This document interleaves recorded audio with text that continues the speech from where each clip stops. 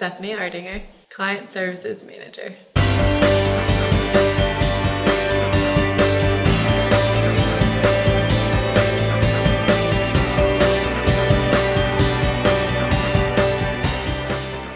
I could take on and run my own business with a couple more years of experience here.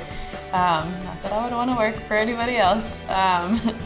But yeah, I think, you learn the credit aspect, you learn how to have business relationships, how to have business conversations, how to run a pipeline, how to make sure that you're on top of deals and tracking opportunities, where the money comes from, how the money's spent, is all stuff that I've learned in like a short period of time. Probably the one thing that stands out to me and was told to me in my interviews and I didn't believe it is, no matter what time of day or what you're doing or what the people around you are doing, if you run into a problem, you can go to the person next to you and ask them and they will drop what they're doing and help. Everybody kind of has this open door policy, even the VPs, all the way up to Art and Jeff, their doors are always open.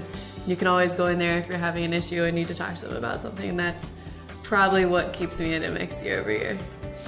Every team gets to sometimes be in competitions throughout the year, so as you're coming into March sales competition, sometimes September, October competitions, whatever they might be, you really get to be cohesive as a team. And I think what's interesting is, even though you're competing against other teams, every once in a while those other teams will also come and still help you process an order, get a drink if that's what you need, get a cup of coffee if that's what you need. And that's huge to the culture here. I think the experiences that they allow you to have so young, there was probably, one meeting a week that as a young professional I shouldn't have been involved in yet. Like Graydon and Dan, Cindy, a lot of people around here will take you to those meetings just because you've expressed an interest in wanting to understand something more.